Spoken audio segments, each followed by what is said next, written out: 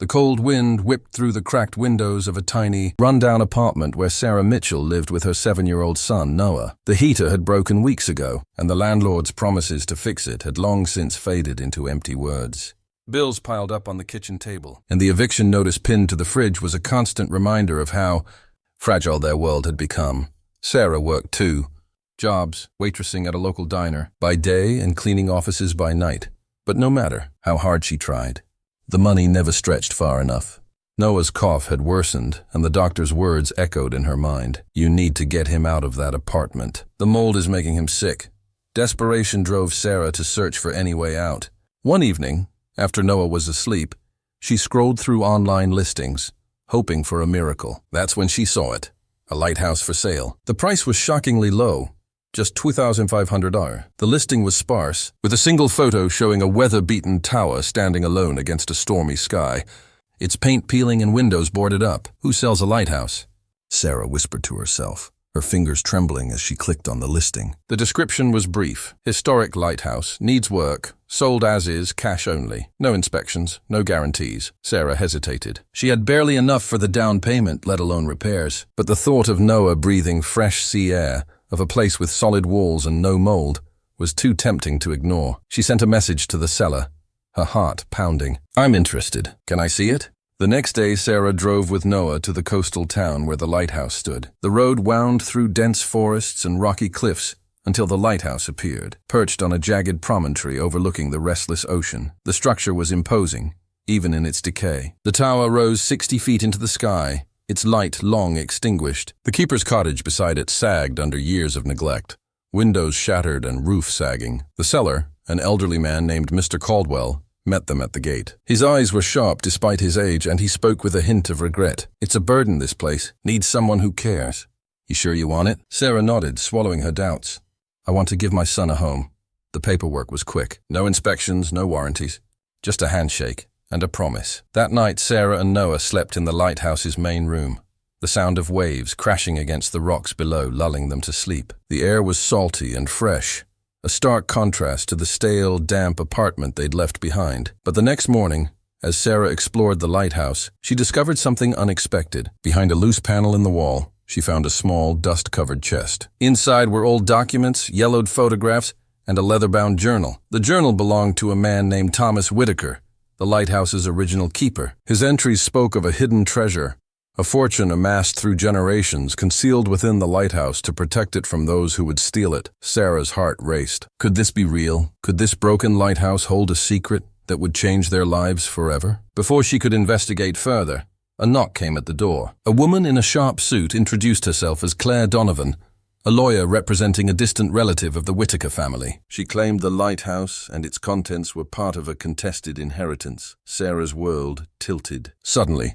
the broken lighthouse was at the center of a legal battle, and the treasure she'd stumbled upon was worth millions. As the story unfolded, Sarah would face threats, betrayals, and revelations that would test her courage and resolve. But with Noah by her side and the legacy of the lighthouse guiding her, she was determined to claim what was rightfully hers and build a future beyond her wildest dreams. The days that followed were a whirlwind of emotions and uncertainty. Sarah found herself caught between the excitement of the discovery and the looming threat of a legal battle she barely understood. Claire Donovan, the lawyer, was persistent, sending letters and making calls that left Sarah feeling overwhelmed and vulnerable. But Sarah was no stranger to hardship. She had faced eviction notices, medical bills, and the crushing weight of poverty. This was just another challenge, one she was determined to face head-on for Noah's sake. With the help of a local legal aid clinic, Sarah secured a lawyer named Mark Ellis, a compassionate man with a reputation for fighting for the underdog. Mark explained the situation clearly. The Whitaker family was contesting the sale of the lighthouse and claiming rights to the treasure Sarah had found. It's going to be a long fight, Mark warned, but you have a strong case, especially if we can prove the sale was legitimate and that you've been in possession of the property. Sarah nodded, steeling herself. She wasn't just fighting for a building or money.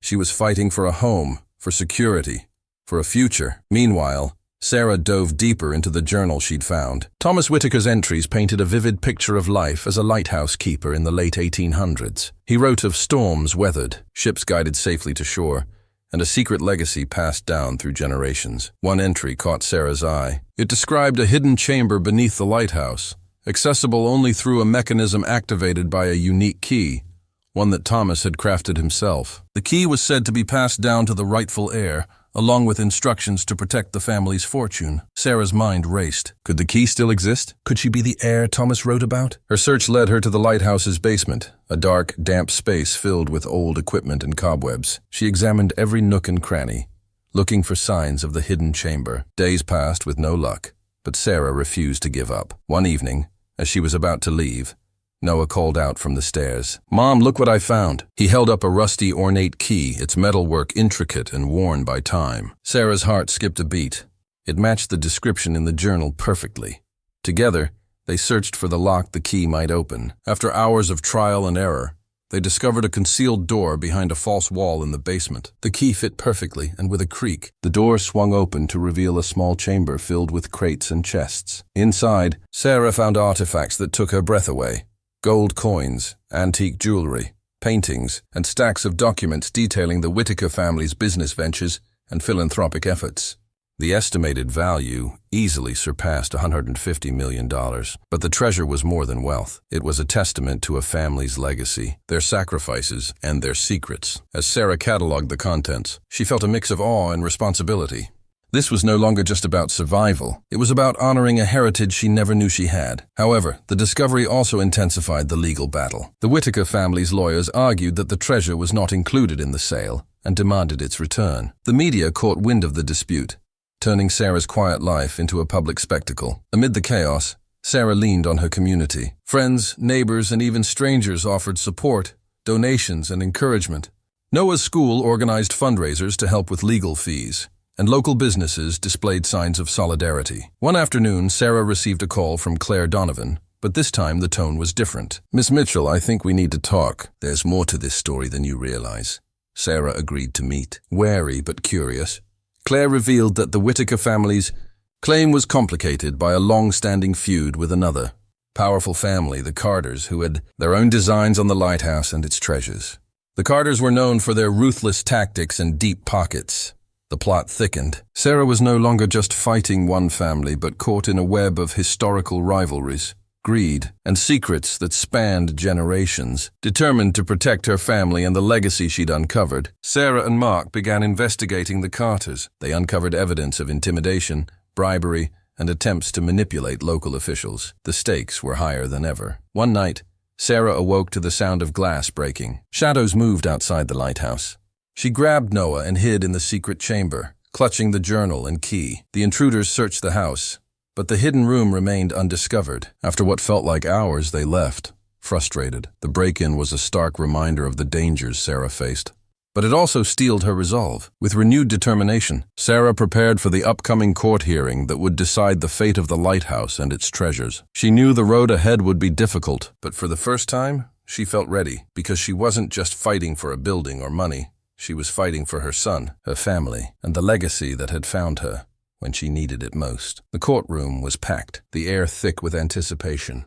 Sarah sat at the plaintiff's table, her hands clenched tightly in her lap. Noah sat beside her, clutching a small stuffed bear, his wide eyes reflecting both curiosity and unease. The judge entered, and the proceedings began. Mark Ellis, Sarah's attorney, rose to present their case. He spoke clearly and passionately, outlining the legitimacy of the lighthouse sale and Sarah's rightful ownership. He introduced the journal entries, the discovery of the secret chamber, and the treasure within, emphasizing the historical significance and the family legacy tied to the property. Opposing counsel, representing the Whitaker and Carter families, countered with claims of forged documents and disputed ownership. They painted Sarah as an opportunist, a woman who had stumbled upon a fortune she was unprepared to handle. The media coverage was relentless. Headlines ranged from "Single Mom's $150 million lighthouse fortune" to "Inheritance Battle Rock's coastal town." Sarah found herself thrust into a spotlight she never wanted, her privacy invaded, and her every move scrutinized. Despite the pressure, Sarah remained focused. She spent evenings reviewing evidence with Mark, preparing for cross-examinations, and strategizing their next moves. The community rallied around her, offering support and encouragement. One afternoon, a surprise witness took the stand. James Fletcher, the historian who had first approached Sarah. His testimony was pivotal. He confirmed the authenticity of the documents and the historical accuracy of the journal entries. He also revealed his own research into the Ashford family's unique legacy, including the mysterious blood gift referenced in the journals. The courtroom buzzed with whispers. The concept of a hereditary gift that allowed the Ashfords to protect their fortune and secrets added a layer of intrigue and complexity to the case. Sarah's own DNA test results were presented, confirming her direct descent from the Ashford line.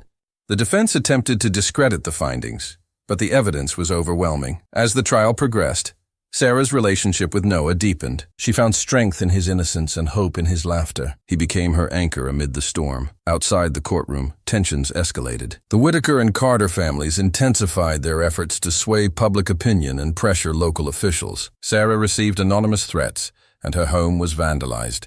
Security was increased, and Sarah took precautions to protect her family. The experience was frightening, but it also galvanized her resolve. One evening, after a particularly grueling day in court, Sarah received a call from Claire Donovan. The lawyer had uncovered new evidence, letters and financial records linking the Carter family to illegal activities, including bribery and intimidation. This revelation shifted the balance. Mark filed motions to introduce the evidence, and the judge allowed it, opening the door to a broader investigation. The tide was turning. As the trial neared its conclusion, Sarah prepared her closing statement. She spoke not just as a claimant to a fortune, but as a woman fighting for her family's dignity and legacy. "My story is not just about money or property," she said.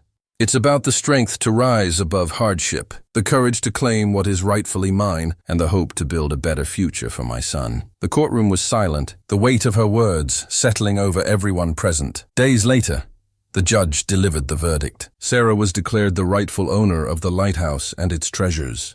The court ordered the Whitaker and Carter families to cease all claims and pay restitution for damages caused. The victory was bittersweet. The legal battle had taken a toll, but it marked a new beginning. Sarah and Noah returned to the lighthouse, greeted by cheers from the community. The house was still in disrepair, but it was theirs, an inheritance far richer than gold. Together, they began the work of restoration, uncovering more secrets and embracing the legacy that had found them. And as the lighthouse beacon shone once more over the rugged coastline, Sarah knew their journey was just beginning. The weeks following the court victory were a whirlwind of activity. Sarah and Noah settled into the lighthouse, their new home, surrounded by the echoes of history and the promise of a fresh start. The restoration was daunting. Decades of neglect had left the structure battered by storms and time, but Sarah was determined to breathe life back into the place that had become their sanctuary. She hired a local contractor, Miguel, whose family had lived in the coastal town for generations. Miguel was a craftsman with a deep respect for the lighthouse's heritage, and he shared Sarah's vision of preserving its character while making it safe and livable. Each morning, Sarah and Noah explored the grounds, uncovering hidden nooks and forgotten artifacts. Noah was fascinated by the spiral staircase that wound up the tower, the old Fresnel lens that once cast light across the sea, and the weathered logbooks that chronicled the lives of past keepers. One afternoon, while cleaning the basement chamber, Sarah discovered a small, intricately carved box tucked behind a loose stone. Inside were letters and photographs that revealed more about the Ashford family's history. Stories of love, loss, and sacrifice that spanned centuries. Among the letters was a note from Adelaide Ashford to her daughter Catherine, written shortly before Catherine was sent away for her protection. Adelaide's words were filled with sorrow and hope, urging Catherine to live a life free from fear, and to one day return to reclaim their legacy. Sarah felt a deep connection to the woman who had hidden so much to keep her family safe. She vowed to honor that sacrifice by protecting the lighthouse and the gift it represented. Meanwhile, the Ashford Institute for Perceptual Studies, established with the help of Dr. Marcus Reed and Mia, was gaining momentum. The institute attracted researchers and gifted individuals from around the world, creating a vibrant community dedicated to understanding and nurturing extraordinary abilities. Sarah and Mia worked closely, balancing the demands of the institute with the challenges of restoring the lighthouse and raising Noah. Their bond grew stronger, united by shared purpose and the weight of their heritage. One evening, as Sarah sat in the lighthouse's lamp room, she received a call from a woman named Lila, who claimed to be a distant relative with knowledge of the Ashford bloodline. Lila spoke of a hidden network of families with similar gifts, scattered across the globe and living in secrecy. Intrigued and cautious, Sarah arranged to meet Lila in a nearby town. The meeting opened a new chapter in Sarah's journey, revealing a broader world of mystery, connection, and responsibility. Lila shared stories of ancient traditions, secret societies, and the ongoing struggle to protect gifted individuals from exploitation. She spoke of a convergence, a time when the bloodlines would awaken fully and the world would have to reckon with their presence. Sarah listened, absorbing the weight of the revelation. The lighthouse was not just a home or a treasure trove, it was a beacon for a larger destiny. Back in Silver Creek, the restoration progressed. The keeper's cottage was rebuilt with modern amenities, blending historical design with contemporary comfort. The lighthouse tower was repaired, and the light was rekindled, casting its beam far across the ocean. The community celebrated the milestone with a festival, drawing visitors and media attention. Sarah gave a speech, reflecting on the journey and the future. But even as the town rejoiced, Sarah knew the challenges ahead were greater than ever. The convergence was approaching, and with it, new threats and opportunities. One night, as she stood on the lighthouse balcony, Sarah felt a presence, a whisper on the wind, a flicker of light in the darkness. The gift was awakening, and so was she. The days grew longer, and with the arrival of spring, Silver Creek began to hum with renewed energy. Sarah found herself caught between the demands of restoring the lighthouse, managing the Ashford Institute, and preparing for the changes the convergence promised to bring. One morning, a letter arrived from Lila, the distant relative Sarah had met.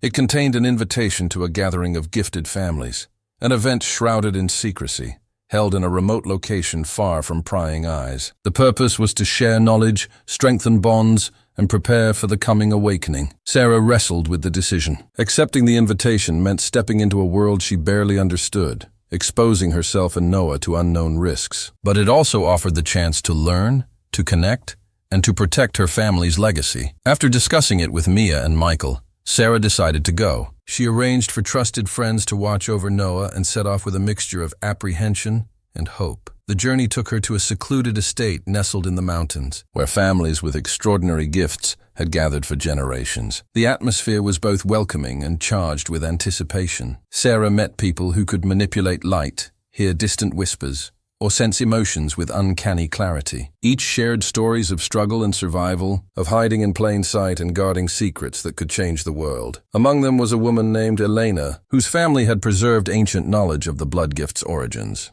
She spoke of a prophecy that the convergence would bring both great peril and great promise, and that those who embraced their gifts could guide humanity toward a new era. Sarah listened intently, absorbing the weight of responsibility. She realized that her journey was part of something far larger than herself or Silver Creek. Back home, the town was not idle. Mia led efforts to expand the Institute's outreach, developing programs to identify and support gifted children in nearby communities.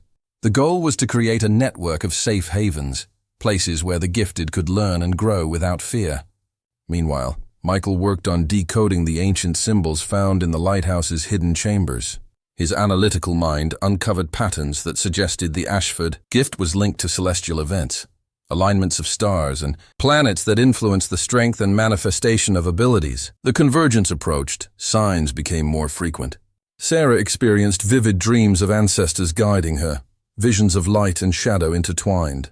Emma, too, showed signs of awakening, her intuitive abilities growing stronger and more precise. One evening, a sudden storm swept through Silver Creek, bringing fierce winds and torrential rain. The lighthouse beacon flickered erratically, as if responding to the turmoil. Sarah stood in the lamp room, watching the storm rage. She felt a surge of energy, a connection to the generations before her who had weathered countless tempests. The storm passed, leaving a calm that felt almost sacred. In its wake, Sarah received a message from Lila, an urgent warning that dark forces opposed to the gifted were mobilizing, seeking to exploit the convergence for their own ends. The threat was real and immediate. Sarah returned to Silver Creek with a renewed sense of purpose. She convened the Ashford Institute's leadership and the community's trusted allies to develop a plan to protect the town and its people. They established a network of watchful guardians, trained in both the use of their gifts and practical defense. The Institute expanded its research into protective technologies and healing practices. As tensions rose, Sarah found strength in the bonds she had forged, with Mia, Michael, Emma, and the community that had become her family. The convergence was no longer a distant prophecy. It was unfolding now, and Silver Creek stood at the forefront of a new chapter in human history. The days leading up to the convergence were filled with a mix of anticipation and unease. Silver Creek, once a quiet coastal town, had transformed into a hub of activity and vigilance. The Ashford Institute's network of gifted guardians patrolled the town, their senses heightened, ready for any threat that might emerge. Sarah spent her mornings coordinating with Mia, Michael, and the other leaders, ensuring that every detail of their defense and support plans was in place. The community had grown closer than ever, united by a shared purpose that transcended ordinary concerns. One afternoon, as Sarah reviewed reports from the monitoring stations installed around the lighthouse in town, an alert flashed on her screen. Unusual energy readings were detected near the old quarry, a site long abandoned but rumored to hold secrets tied to the Ashford legacy. Sarah gathered a team, including Michael and a few trusted guardians, to investigate. The quarry was a sprawling expanse of jagged rocks and deep pits, its silence broken only by the distant crash of waves. As they approached the site, the air grew thick with an electric charge. Michael's eyes narrowed as he scanned the area. "This isn't natural," he said. "Someone, or something, is here." Suddenly a figure emerged from the shadows.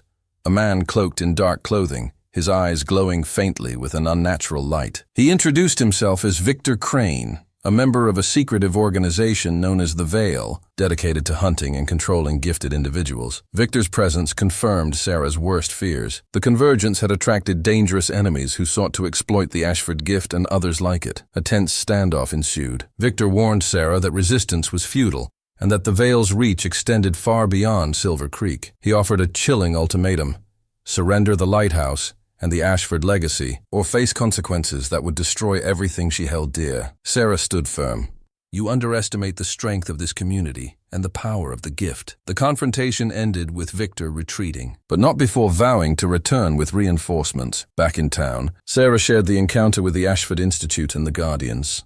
The threat was real and escalating. In response, the community intensified their preparations. Training sessions focused on controlling and amplifying their gifts, defensive tactics, and emergency response. The Institute collaborated with experts in cybersecurity, surveillance, and crisis management to bolster their capabilities. Meanwhile, Sarah worked tirelessly to build alliances beyond Silver Creek. She reached out to other gifted families, advocacy groups, and sympathetic officials, creating a network of support and information sharing. Amid the mounting tension, Sarah found solace in moments with Noah and Emma. Their innocence and resilience reminded her of what she was fighting for. One evening, as the town gathered for a vigil at the lighthouse, Sarah addressed the crowd.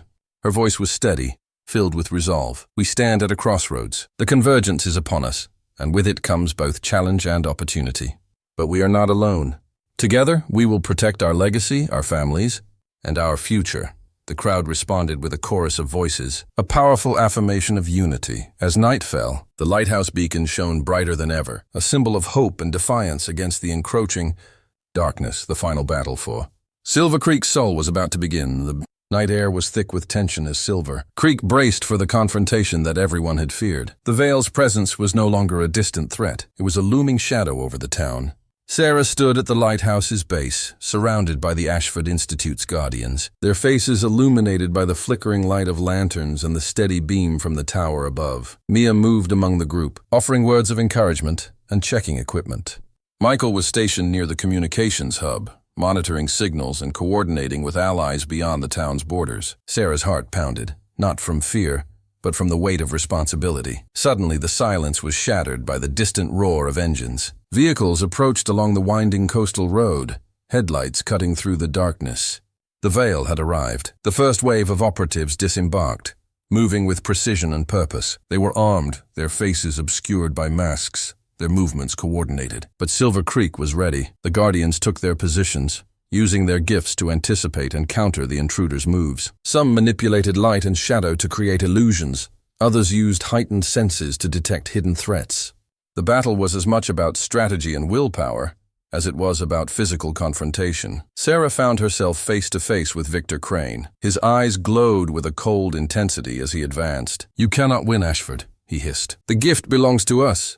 Sarah met his gaze steadily. "The gift belongs to those who protect it, who use it for good." Their clash was fierce, a battle of wills and abilities that seemed to ripple through the very air. Around them, the town's defenders fought with determination, their unity a formidable force. As the fight raged, Emma appeared at Sarah's side, her small hands glowing with a soft, radiant light. Together, mother and daughter channeled the gift, creating a protective barrier that repelled the attackers. The tide began to turn. Reinforcements arrived, members of the allied network Sarah had built, including gifted families and local law enforcement.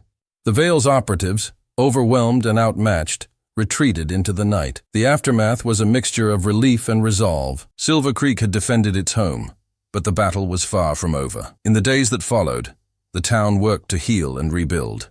The lighthouse, though scarred, stood as a testament to their resilience. The Ashford Institute expanded its programs, training new guardians and deepening research into the gift. Sarah and her allies intensified efforts to expose the Vale's operations, collaborating with federal agencies to dismantle the organization's network. Amid the challenges, moments of joy and hope flourished. Noah took his first steps on the restored lighthouse grounds, his laughter echoing against the sea. Emma's abilities grew stronger, her confidence blossoming. One evening, as Sarah stood in the lamp room watching the sun set over the ocean, she felt a profound sense of peace. The journey had been long and perilous, but Silver Creek was safe, for now, and for Sarah Mitchell, it was home. In the weeks following the battle, Silver Creek found itself at a crossroads. The immediate threat of the Vale had been repelled, but the scars left behind were deep, and the town's future hung in a delicate balance. Sarah knew that true security would require more than just defense.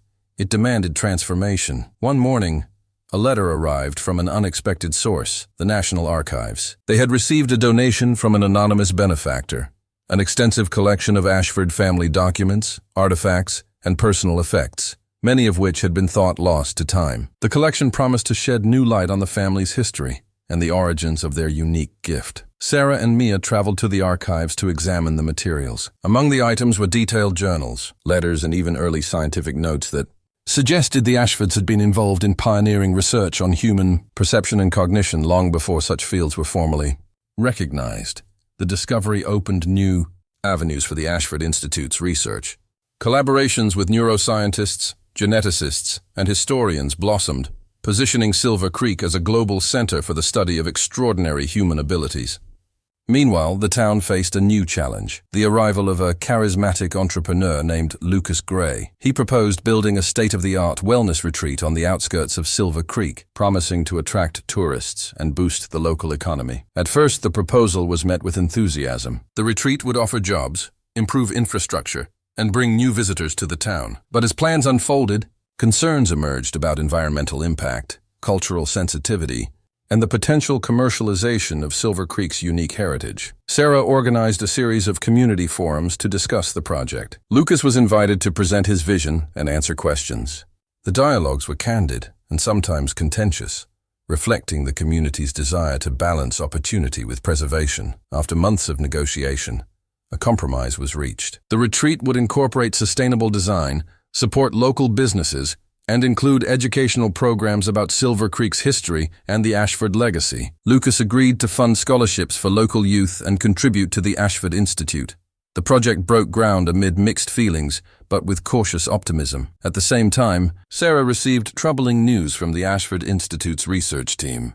A new genetic study revealed that the Ashford gift was linked to a rare mutation that, while conferring extraordinary abilities, also carried health risks. Some family members had experienced unexplained illnesses and shortened lifespans. The revelation prompted a shift in the Institute's focus toward medical research and support services. Sarah worked with healthcare providers to develop screening programs, counseling, and treatment options tailored to gifted individuals. The community rallied around those affected, fostering a culture of care and understanding. Amid these developments, Sarah found moments of personal growth and reflection. She deepened her relationship with Michael, whose analytical mind and steady presence had become indispensable. Together, they navigated the complexities of leadership, family, and legacy. Noah, now a curious and energetic boy, began attending the local school, where he thrived academically and socially. Emma, growing into a confident young girl, continued to explore and develop her abilities, supported by mentors and friends. One evening, as Sarah stood on the lighthouse balcony, watching the stars emerge over the ocean, she felt a profound sense of connection to her ancestors, her family, and the community she had helped build. The journey was far from over, but Silver Creek was ready for whatever lay ahead. And for Sarah Mitchell, it was home. The arrival of Lucas Gray's wellness retreat brought a surge of visitors to Silver Creek, transforming the quiet town into a bustling hub of activity. The retreat's sleek, modern architecture contrasted sharply with the historic lighthouse, but its promise of economic revitalization was undeniable. Local businesses flourished, and new job opportunities emerged, drawing in workers from neighboring areas. However, not all was smooth sailing. A series of unexplained incidents began to unsettle the community. Equipment failures at the retreat, sudden illnesses among staff, and strange sightings near the lighthouse sparked rumors and fear. Some whispered that the disturbances were linked to the Ashford legacy, while others suspected sabotage by rivals opposed to the town's growth. Sarah found herself at the center of these swirling tensions. Determined to protect her family and community, she launched an investigation, enlisting the help of Michael, Mia, and a team of trusted allies. They began by reviewing security footage, interviewing witnesses, and analyzing environmental data. Their efforts uncovered a pattern. The incidents coincided with the arrival of a shadowy figure seen lurking near the retreat and the lighthouse. The figure's identity was unknown, but their presence suggested a deliberate attempt to disrupt Silver Creek's progress. Meanwhile, Lucas Gray faced mounting pressure. His retreat's reputation was at stake, and he struggled to maintain trust with both guests and the community. Sarah arranged a meeting with Lucas, seeking transparency and cooperation. Lucas revealed that he had received anonymous threats warning him to abandon the project. He suspected competitors or disgruntled locals but had no proof. The two agreed to work together to uncover the truth and safeguard the town. As the investigation deepened, Sarah discovered that the shadowy figure was connected to a powerful corporation with interests in nearby resource extraction. The corporation had a history of aggressive tactics to undermine sustainable developments that threatened their profits. The stakes escalated. Sarah and her allies faced not only physical threats, but also attempts to discredit them through media manipulation and legal challenges. The corporation's influence reached into local government, complicating efforts to respond effectively. In response, Sarah expanded the Ashford Institute's role, establishing a rapid response team trained in security, legal defense, and community outreach. The team worked tirelessly to protect residents, gather evidence, and counter misinformation. Amid the turmoil, Sarah received an unexpected visitor, a young woman named Lila, claiming to be a descendant of another gifted family. Lila brought news of similar struggles in her community and proposed forming an alliance to share resources and strategies. Sarah welcomed the partnership, recognizing the strength in unity. Together, they began building a network of gifted families and communities, creating a support system that transcended geography. Back in Silver Creek, the Wellness Retreat's management implemented enhanced security measures and community engagement programs. Lucas Gray publicly acknowledged the challenges and committed to transparency and collaboration. The town's resilience was tested repeatedly, but the combined efforts of its residents, allies, and leaders held firm. One evening, as Sarah walked along the cliffside path near the lighthouse, she felt a presence beside her. Turning, she saw Lila, her eyes reflecting the fading light. "We're stronger together," Lila said softly. "The convergence is more than a moment. It's a movement." Sarah nodded, feeling the weight and promise of those words. The future remained uncertain, but Silver Creek was no longer alone. And for Sarah Mitchell, it was home. The alliance with Lila's community opened new doors for Sarah and Silver Creek. Through late-night video calls and encrypted messages, they shared intelligence about the Veil and other shadowy groups targeting gifted families. The network grew rapidly, connecting isolated pockets of people who had long lived in fear and secrecy. One morning, Sarah received a cryptic message from an anonymous source, a location and time for a secret meeting of the Veil's leadership. The message hinted at a plan to escalate their campaign against gifted communities worldwide, including Silver Creek. Sarah knew this was a critical moment. She convened a covert meeting with her closest allies, Mia, Michael, Patricia, and a few trusted guardians from the Ashford Institute. They devised a plan to infiltrate the meeting, gather evidence, and disrupt the Veil's operations. The night of the meeting, Sarah and her team traveled to an abandoned warehouse on the outskirts of a nearby city. Hidden in the shadows, they observed a gathering of figures cloaked in darkness, their voices low and conspiratorial. Using advanced surveillance equipment, the team recorded conversations revealing the Veil's intentions to capture gifted individuals, exploit their abilities for profit and power, and erase any resistance. The evidence was damning, but the risk was immense. The Veil's operatives were ruthless and well-armed. As Sarah's team prepared to leave, they were discovered. A tense chase ensued through the city streets, culminating in a narrow escape, thanks to quick thinking and the use of their gifts. Back in Silver Creek, the team shared the recordings with federal authorities and international human rights organizations. The revelations sparked a global investigation into the Veil, leading to arrests and the dismantling of several cells. The victory was significant but far from complete. The Veil's ideology and influence persisted, and new threats emerged from unexpected quarters. Meanwhile, Silver Creek faced internal challenges. The rapid growth and influx of new residents strained infrastructure and social cohesion. Conflicts arose over land use, cultural differences, and the pace of change. Sarah worked tirelessly to mediate disputes, promote dialogue, and implement policies that balance development with community values. She established a council representing diverse voices, ensuring inclusive governance. Amid these efforts, a mysterious illness began affecting some gifted individuals in Silver Creek and neighboring towns. Symptoms were unusual: heightened sensitivity, disorientation, and in some cases, loss of abilities. The Ashford Institute launched an urgent investigation. Dr. Reed and Mia collaborated with medical researchers to identify the cause. Preliminary findings suggested a novel neurological condition linked to environmental factors and possibly targeted attacks on gifted individuals. The discovery raised alarms. The illness threatened not only individuals but the broader community's ability to protect itself. Sarah coordinated with health officials to establish specialized clinics and support services. She also intensified security measures, suspecting that the Veil or other adversaries might be behind the attacks. During this crisis, Sarah received a visit from an enigmatic figure, an elder named Elias, who claimed to be a guardian of ancient knowledge about the gifted bloodlines. Elias spoke of a prophecy foretelling a time of great upheaval and transformation, where the gifted would either unite to reshape the world or be driven into extinction. He offered guidance and training, helping Sarah and her allies deepen their understanding of their abilities and the responsibilities they entailed. Under Elias's mentorship, the Ashford Institute developed new techniques to strengthen and protect the gifted, blending science with ancient wisdom. As the illness was gradually brought under control, Sarah reflected on the complex web of challenges facing Silver Creek. The town was no longer just a place, it was a nexus of history, power, and destiny. One evening, as Sarah stood on the lighthouse balcony, watching the stars emerge, she felt a surge of determination.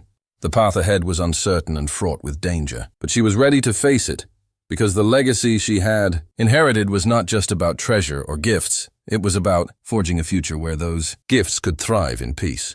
The following weeks brought a surge of activity to Silver Creek as the Ashford Institute expanded its reach. With Elias's guidance, the team developed a training program designed to help gifted individuals control and enhance their abilities. The program combined cutting-edge neuroscience with ancient techniques, creating a unique curriculum that attracted participants from across the country. Sarah found herself deeply involved, balancing her role as a mother, community leader, and now mentor. The training sessions were intense, pushing participants to confront fears and unlock potential they hadn't realized they possessed. One afternoon, during a particularly challenging exercise, Emma experienced a breakthrough. She was able to project her awareness beyond the physical boundaries of the lighthouse, sensing the emotions and intentions of people miles away. The experience left her exhilarated, but also wary of the responsibility it entailed. Meanwhile, Michael uncovered troubling intelligence. A faction within the Veil had regrouped, adopting new tactics focused on cyber warfare and psychological manipulation. Their goal was to destabilize gifted communities by sowing distrust and fear from within. Sarah and her team responded by enhancing their cybersecurity infrastructure and launching community workshops on digital literacy and mental health resilience. They emphasized the importance of unity and critical thinking in the face of disinformation. Amid these efforts, a new figure arrived in Silver Creek, a charismatic woman named Dr. Lillian Cross, who claimed to be a researcher studying the genetic basis of the Ashford gift. She proposed a collaborative project to map the genetic markers associated with giftedness, promising breakthroughs in understanding and treatment. Sarah was intrigued but cautious. Dr. Cross's credentials were impressive, but her motivations were unclear. Some community members welcomed the potential for scientific advancement, while others feared exploitation. To build trust, Sarah arranged a series of public forums where Dr. Cross presented her research and answered questions. Transparency and community involvement were prioritized. As the project progressed, unexpected results emerged. The genetic markers were more complex and intertwined with environmental factors than previously thought. The research suggested that the gift was not solely inherited but could be influenced by experiences and choices. This revelation sparked debates within the community about identity, destiny, and free will. Sarah facilitated discussions that encouraged open-mindedness and respect for diverse perspectives. Meanwhile, Silver Creek's economy continued to diversify. A cooperative of local farmers launched an organic produce subscription service, delivering fresh goods to nearby cities. The initiative supported sustainable agriculture and provided stable income for families. Sarah supported the cooperative, helping secure grants and marketing assistance. The program became a model for rural economic development. One evening, as Sarah reviewed plans for the upcoming annual conference hosted by the Ashford Institute, she received an urgent message from Elias. A new threat had been detected. An unknown group was attempting to infiltrate the Institute's research facilities. Security protocols were immediately heightened. Surveillance footage revealed masked individuals attempting to access sensitive areas. The motive was unclear, but the timing suggested a coordinated effort to disrupt the Institute's work. Sarah coordinated with local law enforcement and federal agencies to investigate. The community remained vigilant, with volunteers assisting in neighborhood watch programs. Amid the tension, Sarah found solace in moments with her family. Noah was thriving in school, showing a keen interest in science and history. Emma continued to develop her abilities, balancing her gift with the joys and challenges of childhood. As the conference approached, Sarah prepared to welcome experts, researchers, and gifted individuals from around the world. The event promised to be a milestone, showcasing Silver Creek's leadership in understanding and supporting extraordinary abilities. The night before the conference, Sarah stood on the Lighthouse balcony gazing at the stars. The journey had been unpredictable and often perilous, but the community's spirit and determination had never wavered. Tomorrow would bring new challenges and opportunities, but Sarah was ready to face them head-on. The morning of the Ashford Institute's International Conference dawned bright and clear, the coastal air buzzing with anticipation. Delegates from around the world arrived in Silver Creek, bringing with them diverse perspectives, cutting-edge research, and stories of gifted individuals from distant lands. Sarah Mitchell found herself navigating a whirlwind of introductions, panel discussions, and behind-the-scenes negotiations. The conference was more than a gathering. It was a declaration that Silver Creek had become a global center for understanding and supporting extraordinary abilities. During a keynote session, Dr. Lillian Cross unveiled preliminary findings from the genetic mapping project. The data suggested that the Ashford gift was part of a broader spectrum of human potential, with variations manifesting in different ways across populations. The revelation sparked excitement and debate. Some attendees saw it as a breakthrough that could lead to new therapies and acceptance, while others cautioned against reducing complex experiences to mere genetics. Meanwhile, Sarah received a discreet message from Michael. A group of conference attendees had expressed interest in forming a coalition to advocate for gifted individuals' rights on an international scale. The proposal aligned with Sarah's vision of building a supportive global network. She convened an informal meeting with key delegates, including Lila and representatives from indigenous communities, scientists, and activists. The discussions were passionate and hopeful, laying the groundwork for a new alliance. However, the conference was not without tension. A faction of skeptics and opponents, wary of the implications of the gift's recognition, organized protests and attempted to disrupt sessions. Security was heightened, and Sarah worked closely with local authorities to ensure safety and order. Amid the challenges, Sarah found moments of inspiration. She listened to stories of resilience and courage from gifted individuals who had faced discrimination, isolation, and fear. Their voices reinforced the importance of the Institute's work and the community's mission. One afternoon, Sarah was approached by a young woman named Aisha, who shared a remarkable story. Aisha's family had long hidden their abilities, fearing persecution, but recent events had emboldened her to seek connection and support. Sarah welcomed Aisha into the Institute's programs, recognizing the power of inclusion and the strength that came from embracing diversity. As the conference drew to a close, Sarah reflected on the progress made and the road ahead.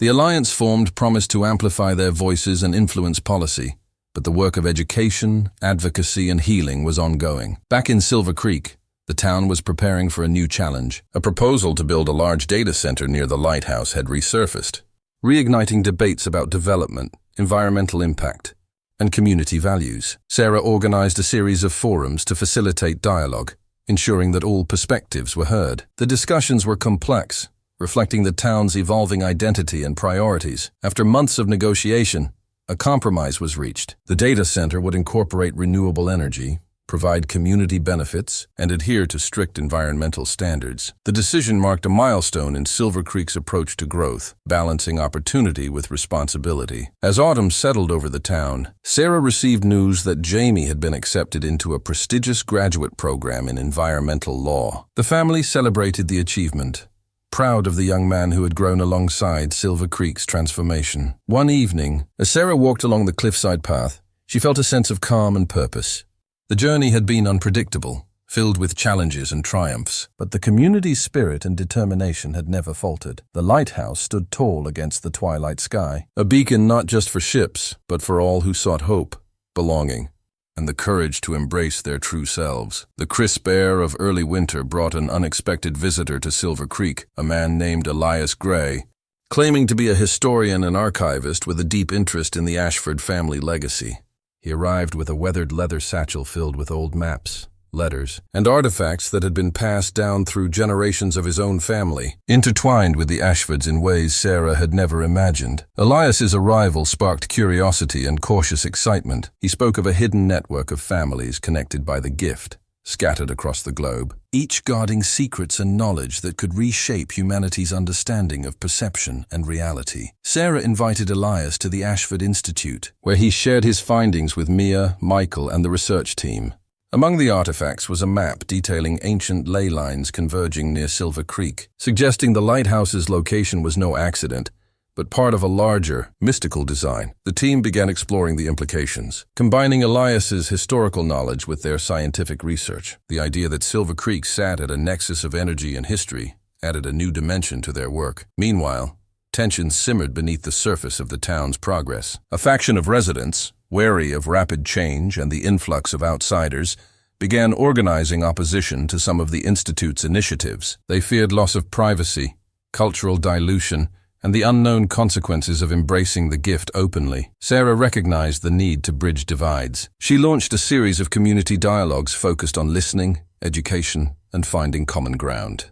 The conversations were challenging but necessary, fostering empathy and understanding. Amid these efforts, a new threat emerged. A series of cyber attacks targeted the Institute's databases and communication networks, attempting to steal sensitive research and disrupt operations. The attacks were sophisticated, indicating a well-funded adversary. Sarah and Michael worked closely with cybersecurity experts to fortify defenses and trace the source. Their investigation revealed links to a shadowy organization known as the Obsidian Circle, rumored to oppose the public acknowledgement of gifted families and seek control over their abilities. The revelation sent shockwaves through the community. The Obsidian Circle's motives were unclear, but their reach and resources posed a significant danger. In response, the Ashford Institute expanded its security protocols and launched awareness campaigns to educate residents about digital safety and misinformation. Meanwhile, Elias uncovered a cryptic manuscript in his collection, a journal written by an Ashford ancestor who had documented rituals and practices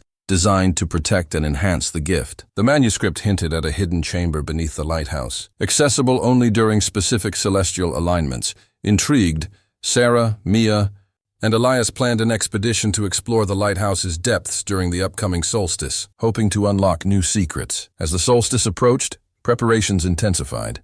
The community gathered for a night of reflection and anticipation, blending ancient traditions with modern celebration. On the night of the solstice, Sarah and her team descended into the lighthouse's hidden passages.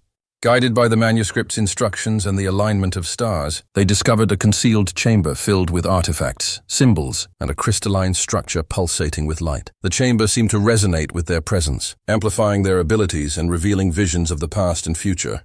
The experience was overwhelming, offering insights into the gift's origins and its role in shaping human history. Emerging from the chamber, Sarah felt a renewed sense of purpose and connection. The gift was not just a family legacy, but a key to understanding humanity's deeper potential. However, the experience also heightened the urgency of their mission. The Obsidian Circle's threats loomed larger, and the convergence was accelerating. Sarah knew that the coming months would test Silver Creek in ways they had never imagined. But with knowledge, unity, and courage, they would face whatever came next. The days following the solstice expedition were marked by a surge of activity and unease. The crystalline chamber beneath the lighthouse had revealed more than just ancient artifacts. It had awakened something within the community, stirring latent abilities and drawing attention from unexpected quarters. Sarah found herself fielding calls from government agencies, private organizations, and even international bodies interested in the Ashford gift and the secrets of Silver Creek. While some offered support and collaboration, others carried veiled threats and demands for control.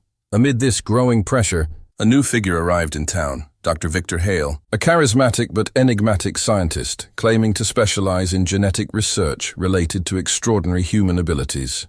He proposed a partnership with the Ashford Institute, promising breakthroughs that could unlock the full potential of the gift. Sarah was intrigued but cautious. Dr. Hale's credentials were impressive, but his motives were unclear. Some members of the Institute welcomed the opportunity, while others, including Mia and Michael, urged vigilance. As negotiations progressed, Dr. Hale's true intentions began to surface. He sought to patent aspects of the gift's genetic markers and develop proprietary technologies, potentially restricting access and control to a select few. Sarah confronted Dr. Hale, demanding transparency and ethical commitments.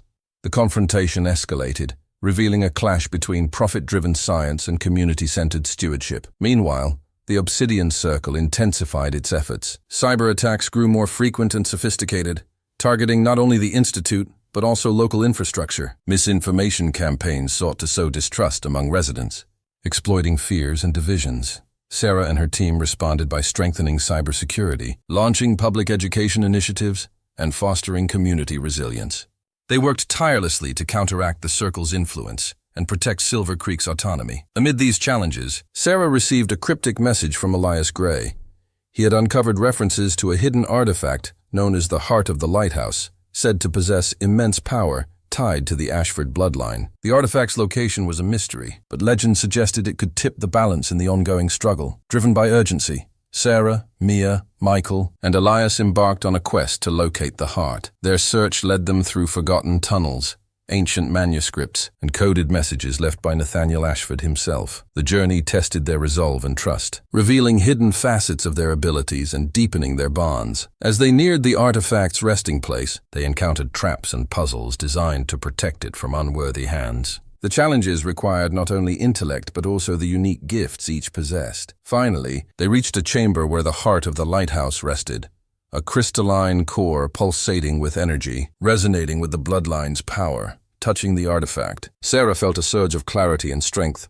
The heart was not just a source of power, but a symbol of unity and purpose. However, their discovery did not go unnoticed. The Obsidian Circle launched a coordinated assault, aiming to seize the heart and crush Silver Creek's resistance. A fierce confrontation ensued within the lighthouse's depths. The Guardians fought with determination, using their gifts and knowledge to defend the artifact. In the climax of the battle, Sarah and Emma combined their abilities, channeling the heart's energy to create a protective barrier that repelled the attackers. The Circle's forces were forced to retreat, but the cost was high. The lighthouse sustained damage, and the community faced a long road to recovery. Yet, the victory solidified Silver Creek's position as a beacon of hope and strength. Sarah understood that the fight was far from over, but with the heart of the lighthouse secured, they had gained a powerful ally.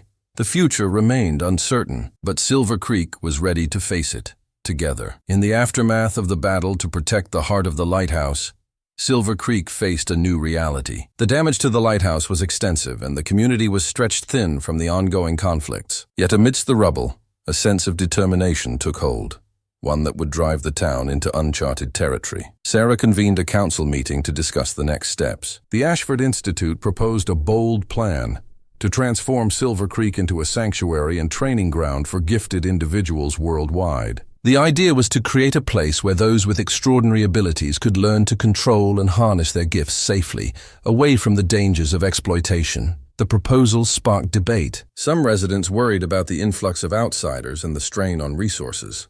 Others saw it as an opportunity to build a legacy that extended beyond the town's borders. To address concerns, Sarah and the council developed a phased approach. The first phase focused on expanding infrastructure, building dormitories, classrooms, and medical facilities designed to accommodate new residents while preserving the town's character. Simultaneously, the Institute launched outreach programs to identify gifted individuals in need of sanctuary and support. The response was overwhelming, with applications pouring in from across the globe. Among the newcomers was a young woman named Amina, whose ability to manipulate sound waves had made her a target in her home country. Her arrival brought fresh perspectives and challenges as the community worked to integrate diverse cultures and experiences. Meanwhile, Dr. Victor Hale, undeterred by previous conflicts, resurfaced with a new initiative. He proposed a research partnership focused on developing technologies to enhance and regulate gifts, promising breakthroughs that could revolutionize the field. Sarah approached the proposal with caution. She insisted on strict ethical guidelines and community oversight, wary of repeating past mistakes. The negotiations were tense but ultimately productive, resulting in a collaborative framework that balanced innovation with respect for individual autonomy. As the sanctuary grew, Silver Creek's economy diversified further. New businesses emerged, including wellness centers, artisan workshops, and ecotourism ventures.